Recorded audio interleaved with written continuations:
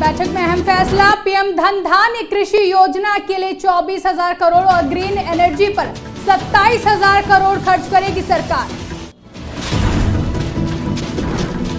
असम में बीजेपी पर बरसे राहुल गांधी, कहा जेल जाएंगे असम के सीएम, नहीं बचा पाएंगे पीएम मोदी अमित शाह। केंद्र सरकार आगामी मॉनसून सत्र में 8 नए बिल संसद में कर सकती है पेश।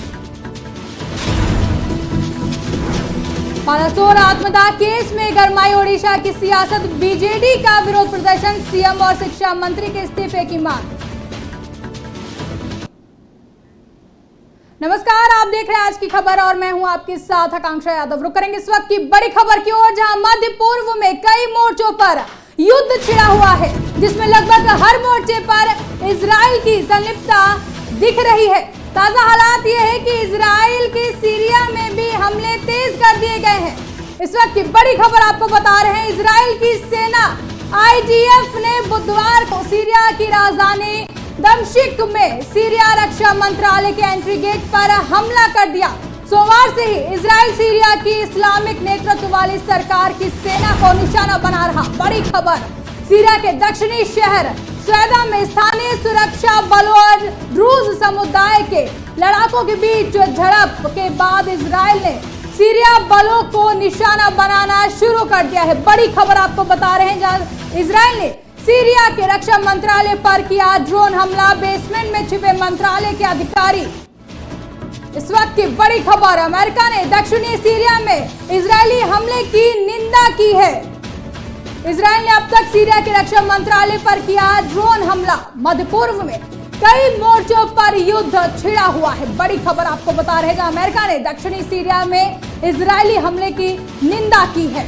इजराइल ने अब सीरिया के रक्षा मंत्रालय पर ड्रोन हमला किया, बेसमेंट में छिपे मंत्रालय के अधिकारी। इस वक्त की बड़ी खबर हम आपको बता रहे हैं, जहां इजराइल ने सीरिया के रक्षा मंत्रालय पर ड्रोन हमला कर दिया है। रक्षा मंत्रालय पर इजराइल की ओर से सीरिया के रक्षा मंत्रालय पर हमला किया गया है। ड्रोन हमला ये इजराइल की ओर से किया गया है। अमेरिका ने दक्षिणी सीरिया में इजरायली हमलों को लेकर निंदा की है। इजराइल ने अब तक सीरिया के रक्षा मंत्रालय को अपना निशाना बनाया है। इस वक्त ये बड़ी खबर आपको बता रहे हैं, जहां अमेरिका ने दक्षिणी सीरिया में इजराइल की इस हमले का निंदा की है। मध्य पूर्व में कई मोर्चों पर युद्ध छिड़ा हुआ है, जिसमें लगभग हर मोर्चे पर इजराइल की संलिप्तता दिख रही है। इस पर अधिक जानकारी के लिए हमारे साथ जुड़ रहे हैं परमानंद पांडे, जिनसे हम जानेंगे कि आखिर इजराइल ने सीरिया के रक्षा मंत्रालय पर जिस तरह से हमला किया, इसके पीछे उसकी क्या मानसिकता, क्या मंसूबा हो सकता है।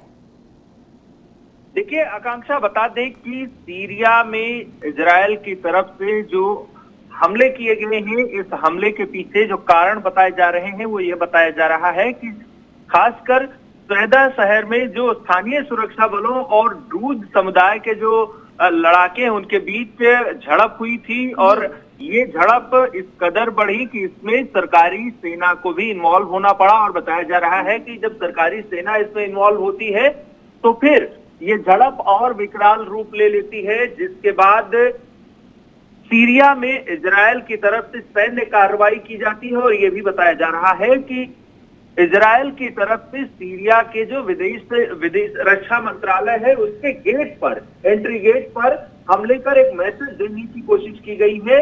दरअसल इजराइल का दावा है कि जो ड्रूज अल्पसंख्यक हैं उनको बचाने के लिए यह हमला किया गया है। राजधानी दमिश्क में रक्षा मंत्रालय के एंट्री गेट पर यह हमला किया गया, और कहीं ना कहीं जो वहां पर अल्पसंख्यक ड्रूज हैं उनकी लड़ाई में ये लड़ाई उनकी वजह से हुई है, और इजराइल उनकी लड़ाई को अपनी पर्सनल लड़ाई मानता है। जो सीरिया में कहा जाता है कि ड्रूज जो होते हैं उनको इजराइल, क्योंकि उनकी उत्पत्ति मिस्र में हुई थी, इसलिए इजराइल हमेशा उनको अपना हितैषी मानता है और उनकी रक्षा के लिए सीरिया में ये हमले कर रहा है। जी परमानंद जी, अगर हम बात करें तो बीते कल ही इजराइल और सीरिया के बीच में ड्रूज मुद्दे पर सहमति बनी थी और 24 घंटे भी नहीं बीते हैं और इजराइल की ओर से सीरिया के रक्षा मंत्रालय पर यह हमला कर दिया जाता है। जी बिल्कुल, बात की जा रही है कि जिस तरह से दोनों के बीच सहमति बनी थी और अब आरोप लग रहा है दोनों तरफ से कि एक दूसरे की तरफ से इस समझौते का उल्लंघन किया जा रहा है और इस उल्लंघन के तहत ही एक दूसरे की तरफ से सैन्य कार्रवाई इस तरह की देखने को मिल रही है। 2 ड्रोन हमले किए गए हैं और खासकर ये जो हमले हुए हैं वो सुवैदा शहर में ही देखने को मिल रहे हैं, क्योंकि जो मुख्य लड़ाई का कारण बना सुवैदा शहर ही बना, जहां पर ड्रूज समुदाय के लड़ाकों की हिफाजत के लिए इजराइल का ये हमला आज तक का सबसे बड़ा हमला माना जाता है और ये भी माना जाता है कि ये एक मैसेज के तौर पर हमले किए गए हैं ताकि जिस तरह से कल का तनाव हुआ वो तनाव आगे ना बढ़े।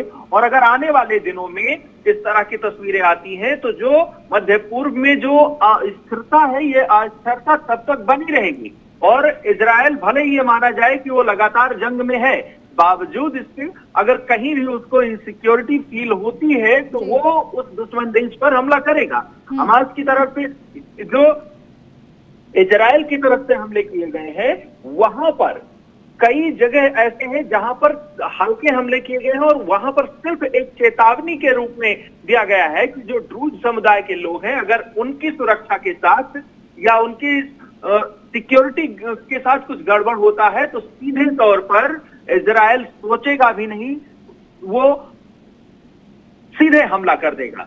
जी, अगर पहले की बात करें तो इजराइल और ईरान के बीच में खूब इस तरीके के हमले देखने को मिले हैं, युद्ध छिड़ गया था।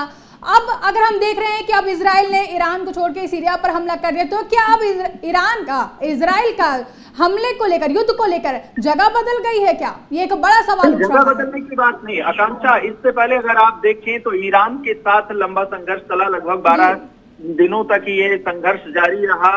अमेरिका को सीधे तौर पर इसमें इन्वॉल्व होना पड़ा और उस दौरान ये दिखाई दे रहा था कि दुनिया 2 धाड़ों में बट रही है, लेकिन तब भी ये माना जा रहा था कि इजराइल जो है वो हमेशा जंग में रहता है और रहेगा, वो चाहे ईरान के साथ लड़ाई हो या सीरिया के साथ लड़ाई हो, क्योंकि दोनों जो दोनों देश हैं वो दोनों देश हमेशा ये माना जाता है कि इनका संघर्ष इजराइल के साथ चलता रहता है और इजराइल भी अपने अस्तित्व के लिए पूरी दुनिया में लड़ाई लड़ता है। सीधे तौर पर उनका यही कहना कि जहां हमारे लोग हैं या जो हमारे हितैषी हैं उनकी सुरक्षा के साथ कोई समझौता नहीं किया जाएगा।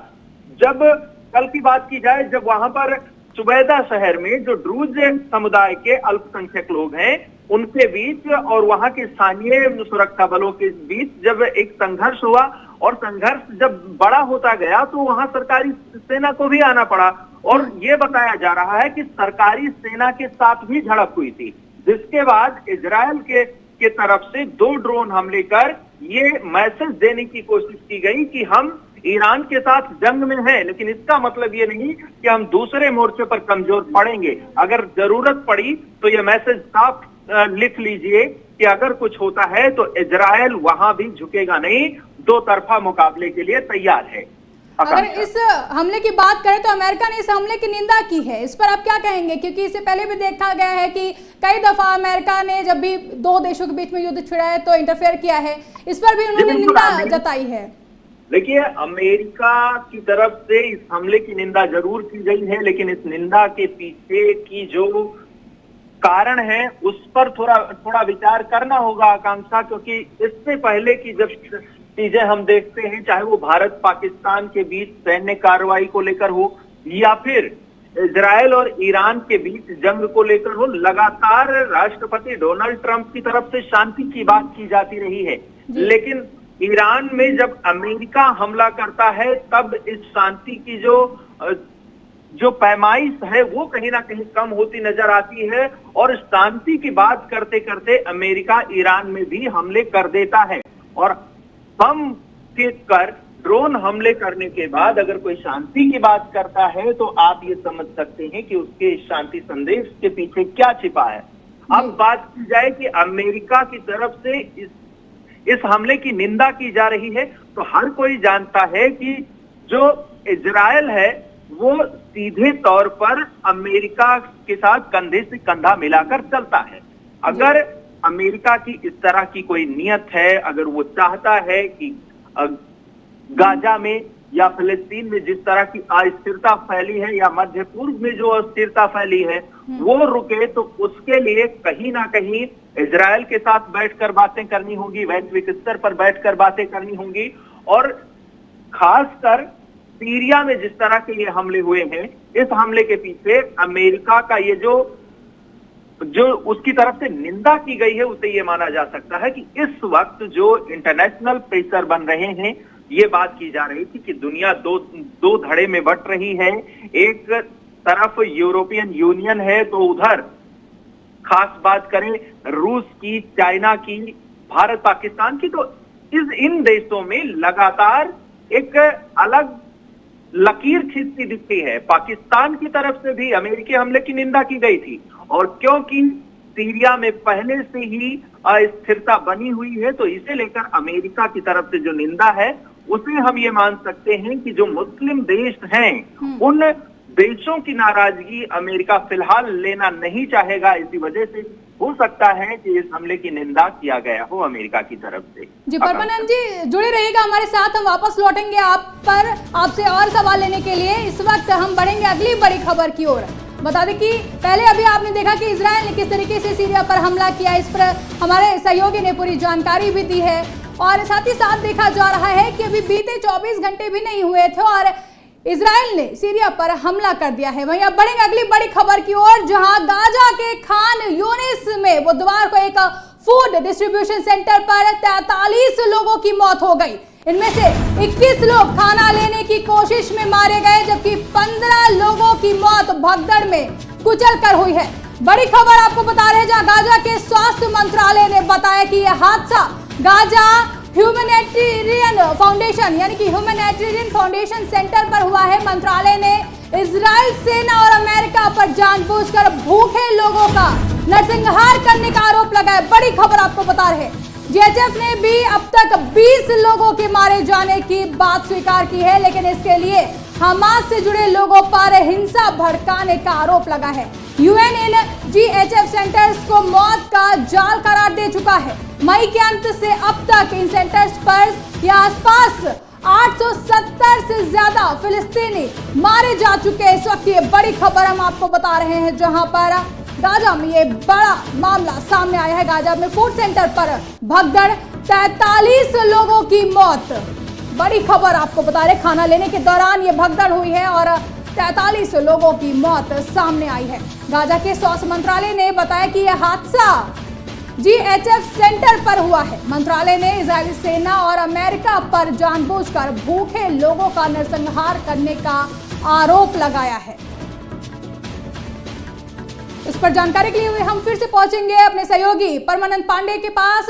परमानंद जी, जिस तरीके से गाजा में ये एक बड़ा नरसंहार देखने को मिल रहा है एक तरह से कथित तौर पर, इसके पीछे क्या वजह हो सकती है कि खाने को लेकर 43 लोगों की मौत हो गई है इस भगदड़ में?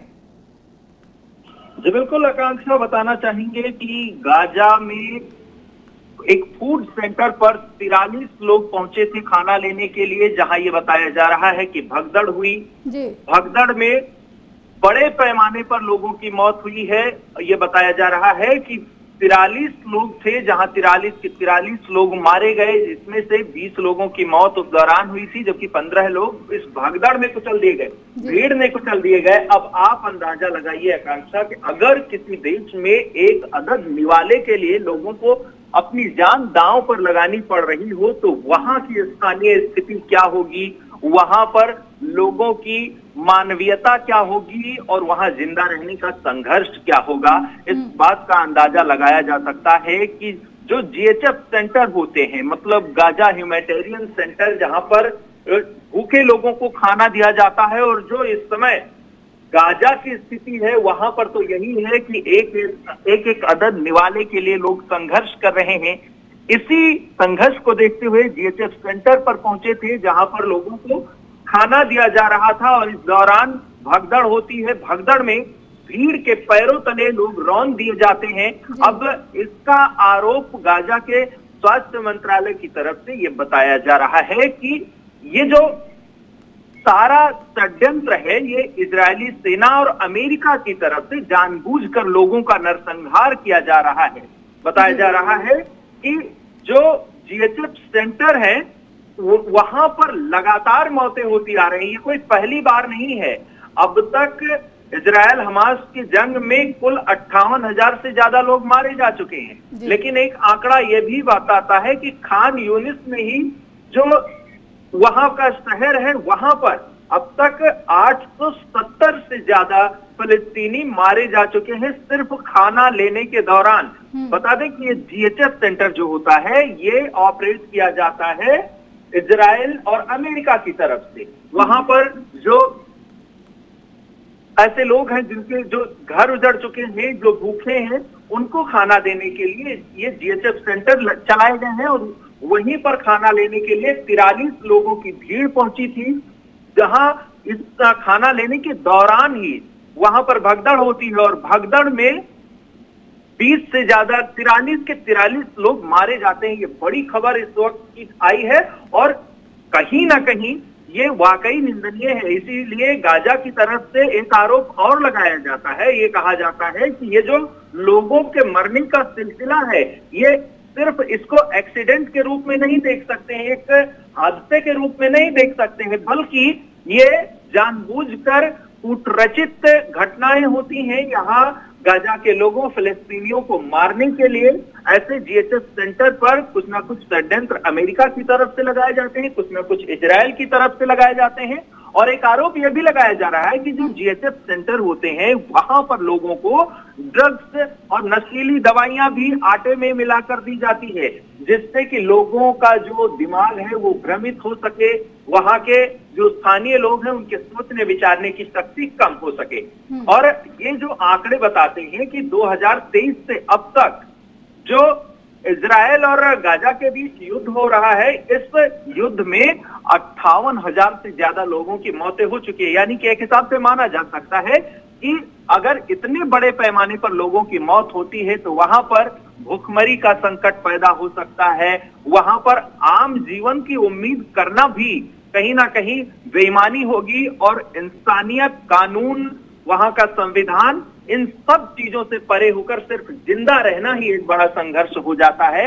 और अब जब कहीं किसी एक देश में खाने के लिए लोग भीड़ में कुचल दिए जाएं, तो फिर सोचिए इस मानवीयता का, इस मानवता का क्या होगा। और यह आरोप चाहे जिस पर लगा लें, चाहे वो इजराइल पर या अमेरिका पर लगा लें या वहां की स्थानीय जो अस्थिरता है उसके लिए भी लगा लें, कुछ भी हो, जो जान जा रही है वो मानव की जा रही है, लोग मारे जा रहे हैं, बच्चे भूखे हैं, लोगों के घर उजाड़े जा रहे हैं, महिलाएं बेवा हो रही हैं, बच्चे जो हैं वो अनाथ हो रहे हैं और वहां की जो तस्वीर है वो बेहद भयावह है।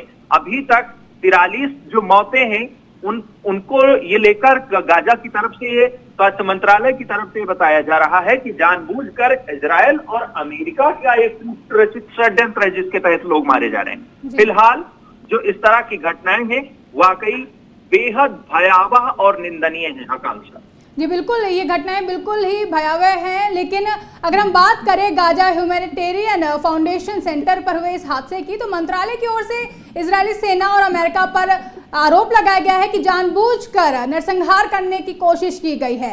तो क्या ये समय जहां पर लोग बड़ी तादाद में अपनी जान गंवा रहे हैं, ये आरोप कितने सही पाए जा सकते हैं? देखिए, जब किसी देश में इस तरह की घटनाएं होती हैं तो जरूर उस वक्त जो जिसके साथ हम संघर्ष में होते हैं जिम्मेदार उसी को ठहराते हैं।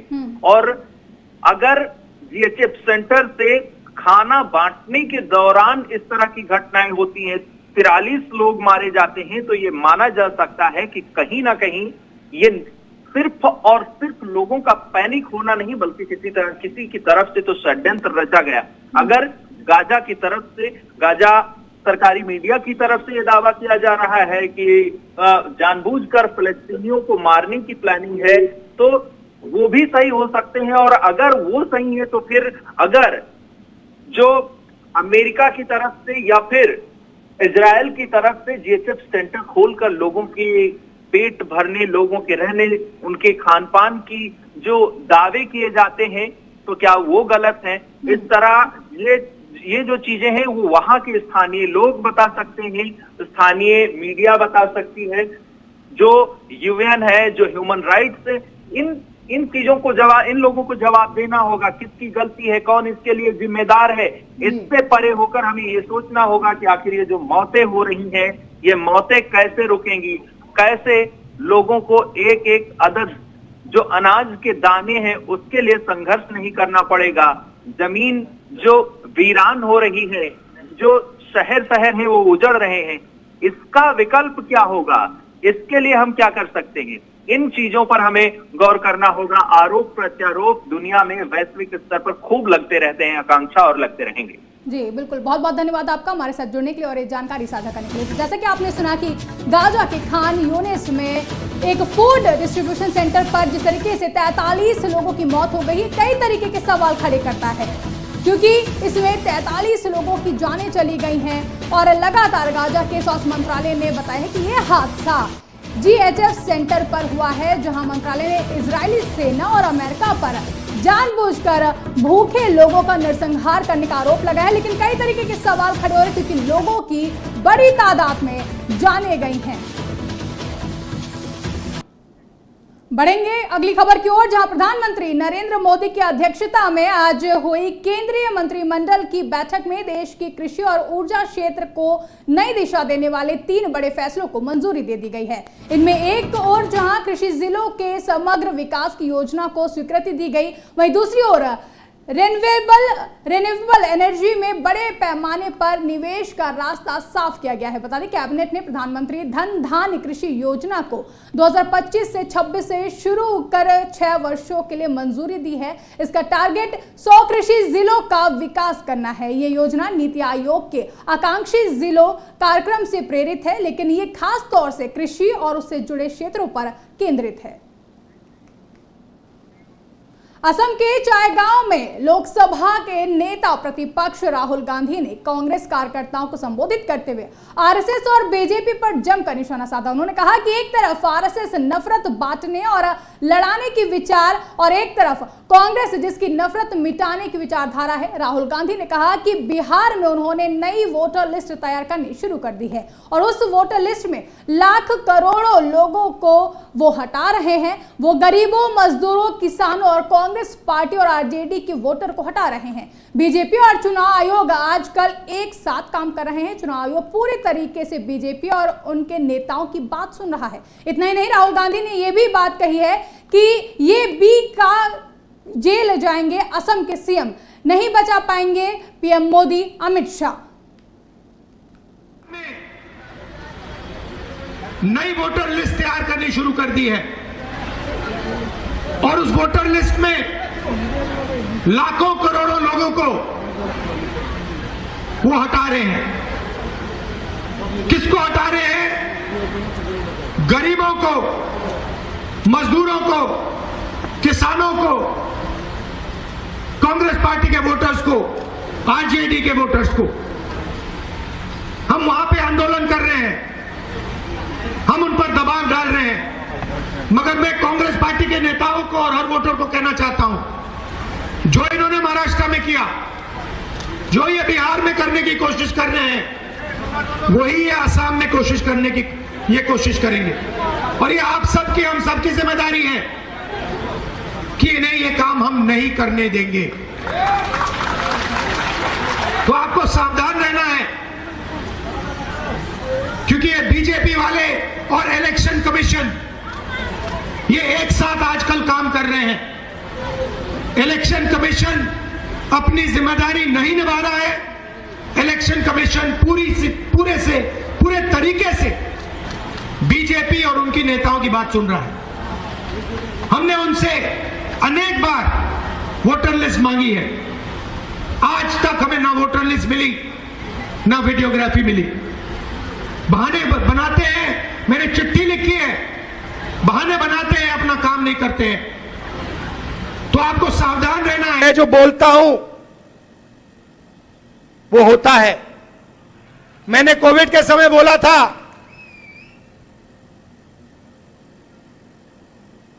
नोटबंदी के समय बोला था, गलत जीएसटी के समय बोला था, और नतीजा आपको दिखा। और मैं आज आपको बोल रहा हूं कि कुछ ही समय में आपको यही मीडिया वाले आपके चीफ मिनिस्टर को जेल जाते हुए दिखाएंगे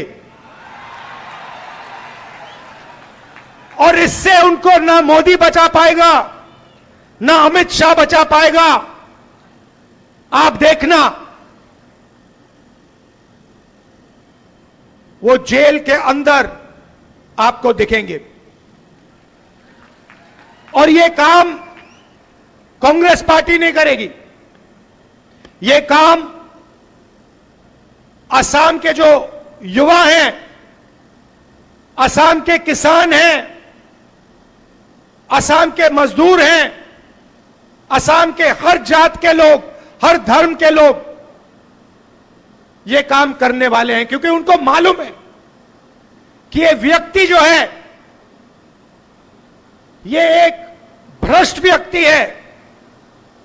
ये 24 घंटा असम की जमीन लेता है, कहीं सोलर पार्क के बहाने, कहीं रिजॉर्ट के बहाने ये असम से 24 घंटा चोरी करता है। ये आप जानते हो, असम का बच्चा जानता है। सारे बढ़ेंगे अगली खबर की ओर, जहां संसद का मॉनसून सत्र 21 जुलाई से आरंभ हो रहा है और 21 अगस्त तक चलेगा। इस दौरान 21 बैठकें होंगी। 13 अगस्त से 17 अगस्त तक संसद के दोनों सदनों की कोई बैठक नहीं होगी। सरकार इस सत्र में 8 नए बिल लाने जा रही है। इसके अलावा इनकम टैक्स बिल भी इस सत्र में पारित कराने का प्रयास होगा। बता दें, मणिपुर में राष्ट्रपति शासन को बढ़ाए जाने के प्रस्ताव को भी इस सत्र में मंजूरी दी जाएगी। ओडिशा विधानसभा के बाहर बुधवार की सुबह भारी हंगामा देखने को मिला, जब आत्मदाह करने वाली छात्रा की मौत के बाद कई लोग प्रदर्शन के लिए जमा हो गए। गुस्साए प्रदर्शनकारियों ने पुलिस बैरिकेडिंग तोड़ने की कोशिश की, जिसके जवाब में राज्य पुलिस ने आंसू गैस के गोले दागे और वाटर कैनन चलाकर भीड़ को तितर बितर किया। बता दें, ये प्रदर्शन उस 22 वर्षीय छात्रा की मौत को लेकर था, जिसने हाल ही में बालासोर के फकीर मोहन कॉलेज में यौन शोषण के आरोपों के बाद खुद को आग लगा ली थी। विरोध कर रहे लोगों में छात्र संगठनों, सामाजिक कार्यकर्ता और आम नागरिकों की बड़ी संख्या शामिल थी। प्रदर्शनकारियों की मांग थी कि यौन शोषण के आरोपी प्रोफेसर को सख्त सजा मिले और कॉलेज प्रशासन की भूमिका की भी जांच की जाए। सोमवार देर रात एम्स भुवनेश्वर में छात्रा की मौत हो गई थी। उसने अपने कॉलेज के एक वरिष्ठ प्रोफेसर पर गंभीर आरोप लगाए थे। प्रदर्शनकारियों ने सरकार पर न्याय में देरी और पीड़िता की अनदेखी का आरोप लगाया है। उन्होंने दोषियों के खिलाफ तत्काल और कठोर कार्रवाई की मांग की। वहीं मौके पर बड़ी संख्या में पुलिस बल तैनात किया गया है और सुरक्षा कड़ी कर दी गई है। देखिए, जो हम कहते हैं ना सिस्टमिक मर्डर, प्रणालीगत संस्थागत हत्या, उसका उदाहरण है बालासोर में जो हुआ। उसका उदाहरण रोहित वेमुला था। और इस देश के पद्धतियों को हम इतना संवेदनशील नहीं बना पाए। क्या फायदा वैसे स्लोगन्स का, बेटी बचाओ बेटी पढ़ाओ। हम तो ये कहते हैं कि अब वक्त आ गया है कि बड़ी बड़ी इबारतें लिखवा दो बड़े बड़े होर्डिंग्स पे कि ये देश, बेटियां आपके लिए हम महफूज नहीं कर पाए, आपके लिए सुरक्षित नहीं कर पाए। ये कम से कम एक ईमानदारी होनी चाहिए देश की ओर से, कोई भी सरकार हो। असल में क्या है ना कि हम पार्लियामेंट में उठाएंगे, अलग अलग फोरम पे उठाएंगे। महत्वपूर्ण ये है कि निर्भया के बाद जो एक साझी सोच बनी थी वो कहां गुम हो गई। फैक्ट फाइंडिंग टीम एक राज्य में भेजते हैं, दूसरे राज्य में सांप सूंघ जाता है। तो मर्डर, रेप, इस तरह की घटनाओं में ये वाला राज्य वो वाला राज्य, मैं समझता हूं ये उचित नहीं। देखिए, सावन के पवित्र माह में हरिद्वार में चल रहे कावड़ मेले में शिव भक्तों की श्रद्धा का सैलाब निरंतर बढ़ता जा रहा है। देश के विभिन्न प्रांतों से आए श्रद्धालु गंगा जल भरकर अपने अपने गंतव्यों की ओर रवाना हो रहे हैं। मेला प्रशासन के अनुसार बुधवार को शिव भक्तों ने गंगा जल भरकर यात्रा शुरू की। वहीं हरिद्वार की हर की पैड़ी सहित गंगा के विभिन्न घाट, नहर पटरी और भीमगौड़ा क्षेत्र शिव भक्तों से सराबोर दिखाई दिए हैं। गंगा जल भरने के लिए सुबह से ही श्रद्धालुओं की लंबी कतारें घाटों पर देखी गई। भक्तगण हर हर महादेव और बोल बम के जय घोषों के साथ अपने अपने राज्यों की ओर कावड़ लेकर रवाना होते रहे। में हमेशा से तीर्थालु आते हैं और विशेषकर कांवड़ यात्री इतने कठिन यात्रा करके अपने स्थलों से यहाँ पे माँ गंगा का जल लेके अपने शिवालयों की ओर जा रहे हैं, तो उनका हमने स्वागत किया है। साथ साथ स्वागत के साथ में इनसे आग्रह भी किया है कि जिस मनोभाव से ये यहाँ पे आए हैं वो मनोभाव की पूर्ति तभी होगी जब पुण्य तभी इनको मिलेगा जब ये व्यवस्थित और शांतिपूर्ण ढंग से यहाँ से अपना जल लेके अपने शिवालयों की ओर जाए। पिछले दिनों में ऐसी कुछ घटनाएं हुई थी जिसमें कि हमने सख्त एक्शन लिया है, क्योंकि कुछ लोग एंटी सोशल एलिमेंट्स जो कांवड़ियों के भेष में जो कांवड़ का भेष धारण करके यहाँ पे सिर्फ उनका मकसद हुड़दंग करना था, उनको हमने चिन्हित करके उनके खिलाफ में एफआईआर भी की है और कुछ लोगों को हमने इसमें जेल भी भेजा है। दिल्ली एनसीआर सहित उत्तर भारत में बारिश का दौर जारी है। मौसम विभाग ने बताया कि दिल्ली एनसीआर में झमाझम बारिश की उम्मीद है। यही नहीं, 18 जुलाई तक हल्की से मध्यम बारिश का सिलसिला जारी रहेगा। बता दें कि उत्तर भारत की तो उत्तर प्रदेश, बिहार, हिमाचल, उत्तराखंड, राजस्थान, मध्य प्रदेश में भारी बारिश की चेतावनी जारी की गई है। इन राज्यों में भारी बारिश की आशंका जताई जा रही है। वहीं उत्तर प्रदेश के 13 जिलों में भारी बारिश की अलर्ट जारी कर दिया गया है। फिलहाल के लिए खबरों में बस इतना ही। देश और दुनिया से जुड़ी ऐसी ही तमाम बड़ी खबरों के लिए आप जुड़े रहें आज की खबर के साथ।